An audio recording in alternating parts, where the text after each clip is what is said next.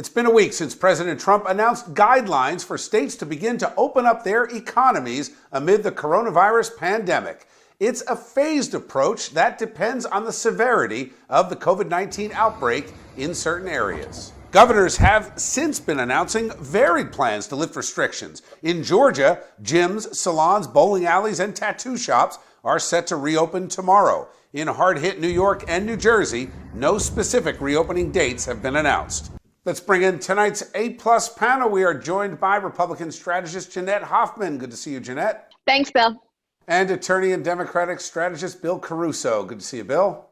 Hey, Bill. So, Jeanette, let me start with you on this interesting development. I think that based on the president's original words, it seems that it makes sense what some states are doing based on the severity, because the president even said certain counties in certain states could start to reopen, even if other parts were very severe. Yeah, that makes a heck of a lot of sense to me, Bill. It's based on the severity. It's a case-by-case basis, and it's a phased reopening. Listen, we have to get our economy reopened in certain areas where it makes sense. We can't live like this under lockdown forever.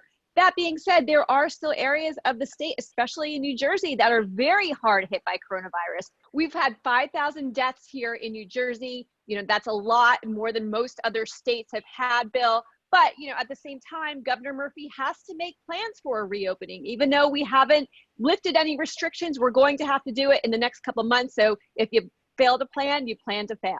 It's been an odd time in our country, and it will be an odd time here on Chasing News, because I'm going to agree with President Trump on this one, my friend. It's probably too soon, given the scope. From what I understand, the governor in Georgia is looking to expand. I mean, tattoo parlors and nail salons and things of that nature. But again, I kind of agree with Jeanette.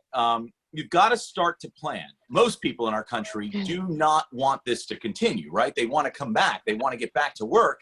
And if we've learned anything in this last healthcare crisis that we've just sort of hopefully on our way through, is you've got to get ahead of these things. And we have now the next crisis, right? The looming economic crisis. And so we've really got to start figuring out what we can turn on and how we can get back. It's a good point. I'll leave it with two. One, that economic crisis is here. You've got 26 million Americans applying for unemployment. And two, the whole nursing home issue, where most of the deaths have occurred, is something that we're going to be talking about for some time, how to prevent the next time it comes around.